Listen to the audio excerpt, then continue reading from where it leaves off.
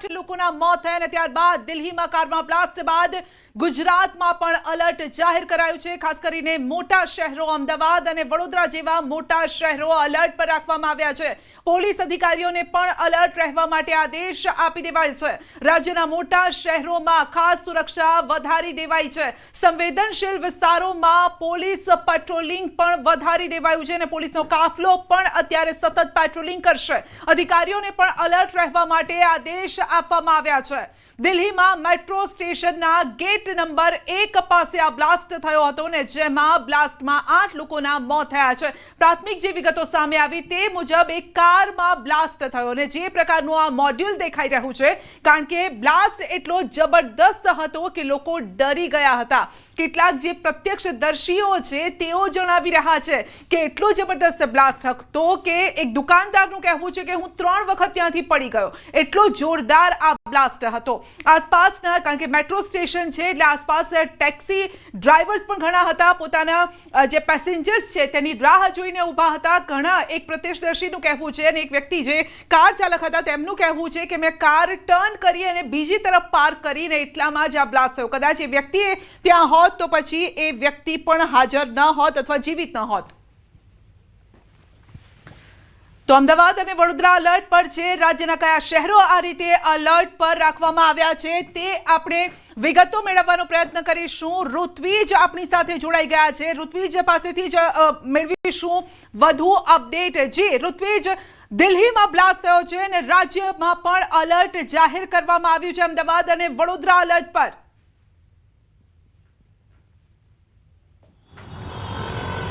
ચોક્કસથી સંધ્યા વાત કરીએ તો જે પ્રકારે દિલ્હીમાં ઘટના બની છે ત્યારબાદ સમગ્ર રાજ્યમાં જે મોટા શહેરો છે જ્યાં પોલીસને એલર્ટ રહેવા માટેની સૂચનાઓ આપી દેવામાં આવી છે, જેને લઈને પોલીસ દ્વારા વાહન ચેકિંગ ઉપરાંત પેટ્રોલિંગ પણ શરૂ કરી દેવામાં આવ્યું છે। આપ દ્રશ્ય જોઈ રહ્યા છો અમદાવાદના મોટા ભાગના વિસ્તારો છે કે જ્યાં પોલીસ દ્વારા વાહન ચેકિંગ કરવામાં આવી રહ્યું છે। જે પણ ટેક્સી પાસિંગ ગાડીઓ છે અથવા તો 4 વ્હીલરો છે તમામનું ચેકિંગ કરવામાં આવી રહ્યું છે। સરસામાન ડેકીઓ તમામ વસ્તુ ચેક કરવામાં આવી રહી છે। ઉપરાંત જે પણ વ્યક્તિઓ છે તેઓના લાયસન્સ સહિતના જે દસ્તાવેજો છે તે પણ પોલીસ દ્વારા ચેક કરવામાં આવી રહ્યા છે। જે પ્રકારે દિલ્હીની અંદર ઘટના બની હતી ત્યારબાદ શહેરમાં પોલીસને એલર્ટ રહેવા માટેની સૂચના આપી દેવામાં આવી છે અને જે સંવેદનશીલ વિસ્તારો છે કે જ્યાં સતત રાઉન્ડ ધ ક્લોક પેટ્રોલિંગ છે ઉપરાંત જે બંદોબસ્ત છે તે પણ તૈનાત કરવા માટેની સૂચનાઓ પોલીસને આપી દેવામાં આવી છે, જેને લઈને શહેર પોલીસ છે તે હાલ એલર્ટ મોડ પર જોવા મળી રહી છે અને અનેક જગ્યાએ પોલીસ દ્વારા વાહન ચેકિંગ શરૂ કરી દેવામાં આવ્યું છે। મહત્વની બાબત તો એ છે કે જે પ્રકારે દિલ્હીની ઘટના સામે આવી હતી અને તાજેતરમાં જ ગુજરાત એટીએસની વાત કરીએ તો ગુજરાત એટીએસ દ્વારા પણ 3 આતંકીઓ છે તેઓની ધરપકડ કરવામાં આવી હતી અને તેને લઈને પણ જે શહેર પોલીસ છે તે એલર્ટ પર હતી અને જ્યારે આ પ્રકારની ઘટના બની છે ત્યારે ચોક્કસથી અનેક વિસ્તારોની અંદર વાહન ચેકિંગ શરૂ કરી દેવામાં આવ્યું છે, પેટ્રોલિંગ શરૂ કરી દેવામાં આવી છે। આપ દ્રશ્યની અંદર જોઈ શકો છો જે પણ કાર ચાલક છે, કાર ચાલકના જે ડ્રાઈવર છે તેની પૂછપરછ, તેની પાસેના દસ્તાવેજો, કારના દસ્તાવેજો ઉપરાંત જે સરસામાન છે તે તમામ વસ્તુઓ ચેક કરવામાં આવી રહી છે।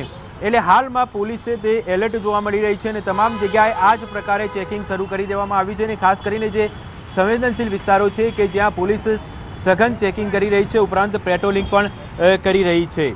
જી ઋત્વિજ, જે રીતે દિલ્હીમાં બ્લાસ્ટ થયો છે આ બ્લાસ્ટને આપ કઈ રીતે જોઈ રહ્યા છો? શું કોઈ આતંકી ગતિવિધિ હોઈ શકે છે? કારણ કે જે રીતે 2 દિવસનો આખો જે આપણે ઘટનાક્રમ જોઈ રહ્યા છે કે આતંકીઓ પકડાઈ રહ્યા છે, ત્યારબાદ વિસ્ફોટકો મળી રહ્યા છે ને પોલીસ અલગ અલગ એજન્સીઝ પણ એ જ દિશામાં તપાસ કરી રહી છે અને અચાનક આ પ્રકારનો બ્લાસ્ટ થાય છે અને ખાસ કરીને જ્યારે દિલ્હીમાં આ પ્રકારનો બ્લાસ્ટ થાય છે તો આ શું સૂચવે છે? કારણ કે દિલ્હી દેશની રાજધાની છે અને રાજધાનીમાં આ પ્રકારનો બ્લાસ્ટ એનો મતલબ એ છે કે આખા દેશને હલાવવાનો અથવા તો એને ક્યાંક ડિસ્ટર્બ કરવાનો આ પ્રયત્ન।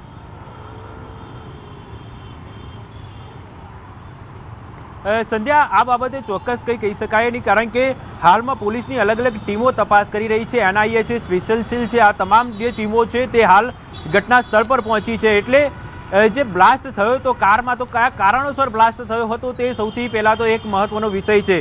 આ ઉપરાંત ત્યાંથી કેટલીક જે ચીજ વસ્તુઓ છે પોલીસ દ્વારા સર્ચ કરવામાં આવશે, કેટલીક શંકાસ્પદ વસ્તુઓ પણ મળી શકે છે અને તે જ્યારે એફએસએલમાં મોકલવામાં આવશે ત્યારે બ્લાસ્ટનું ચોક્કસ કારણ જાણી શકાશે કે આખરે જે કારની અંદર બ્લાસ્ટ થયો હતો તો એ કયા કારણોસર બ્લાસ્ટ થયો હતો, પરંતુ જે બ્લાસ્ટ હતો તે ખૂબ જ ભયંકર હતો. આસપાસના જે વાહનો છે તે વાહનોના જે પરિસ્થિતિ છે તે જોતા સ્પષ્ટ અંદાજ લગાવી શકાય છે કે આ બ્લાસ્ટ કેટલો ભયંકર હોઈ શકે છે.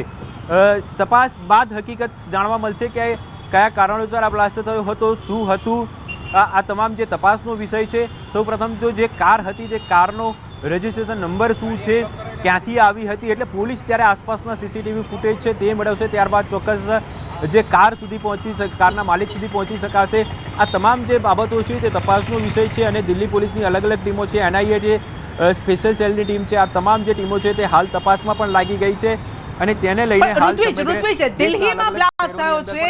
રાજ્યમાં ખાસ કરીને ગુજરાતના મોટા શહેરો અમદાવાદ અને વડોદરાને અલર્ટ પર રાખવામાં આવ્યું છે. અન્ય રાજ્યના અન્ય જે મોટા બીજા પણ શહેરો છે એટલે કે સુરત અને રાજકોટ જેવા શહેરો છે ત્યાં પણ ઓબ્વિયસ છે કે ત્યાં પણ તપાસ કરવામાં આવી રહી હશે.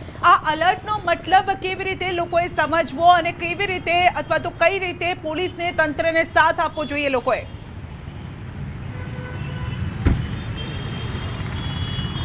જી વાત કરીએ તો જે પ્રકારે જ્યારે પણ આ પ્રકારની ઘટના બનતી હોય છે ત્યારે સ્વાભાવિક છે કે તમામ જે મોટા શહેરો છે ત્યાં પોલીસને એલર્ટ કરી દેવામાં આવતી હોય છે અને જે સંવેદનશીલ વિસ્તારો છે ત્યાં પોલીસ દ્વારા સઘન ચેકિંગ હાથ ધરવામાં આવતું હોય છે. અને આ જે દિલ્હીની ઘટના બાદ આ જ પ્રકારની પરિસ્થિતિ છે કે સમગ્ર દેશની અંદર જે મોટા મોટા શહેરો છે કે જ્યાં પોલીસને એલર્ટ કરી દેવામાં આવી છે અને એક આગમચેતીના ભાગ સ્વરૂપે પોલીસ દ્વારા ચેકિંગ કરવામાં આવતું હોય છે.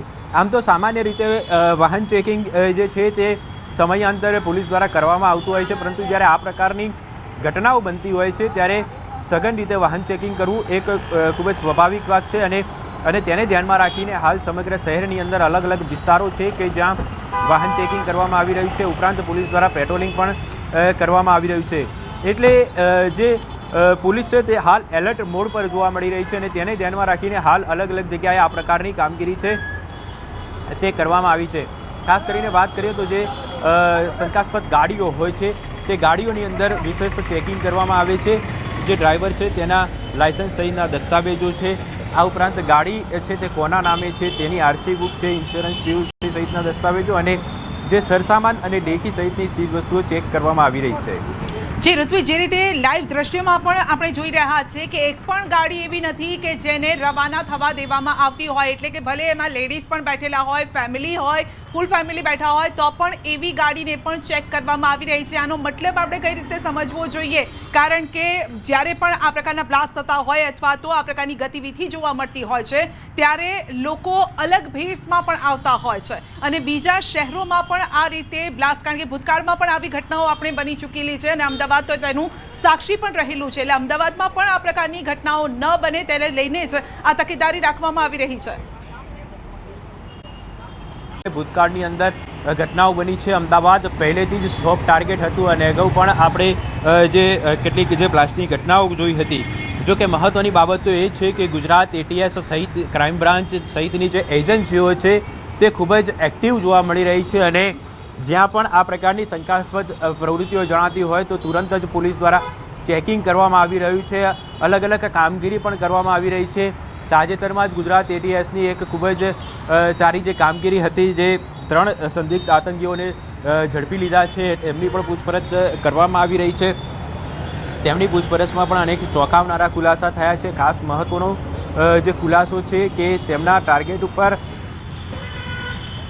જે નરોડા ફ્રૂટ માર્કેટ હતું ત્યાં પણ તેમણે રેકી કરી હતી. જો કે તે ફ્રૂટ માર્કેટની રેકી શા માટે કરી હતી, તેમનો પ્લાન શું હતો, કોના દ્વારા તેઓને કહેવામાં આવ્યું હતું, આ અલગ અલગ મુદ્દાઓને લઈને તપાસ કરવામાં આવી રહી છે. પરંતુ જે પ્રકારે અમદાવાદ પોલીસ અને ખાસ કરીને ગુજરાત ATSની જે કામગીરી છે તેને ધ્યાનમાં રાખીને અત્યાર સુધીમાં અનેક આ પ્રકારના જે આતંકી ચહેરાઓ છે તેઓને ખુલ્લા પાડી દીધા છે અને તેઓની જે મનસૂબા છે તેના પર પાણી ફેરવી દીધું છે ગુજરાત ATS દ્વારા. અને ગુજરાત ATSની અલગ અલગ ટીમો છે તે સતત ટેકનિકલી રીતે તો તપાસ કરી રહી છે, પરંતુ તેઓનું જે બાતમીદારનું નેટવર્ક હોય છે તે પણ એક્ટિવ છે અને તેના આધારે પણ અલગ અલગ જે કામગીરી છે તે પણ કરવામાં આવી રહી છે.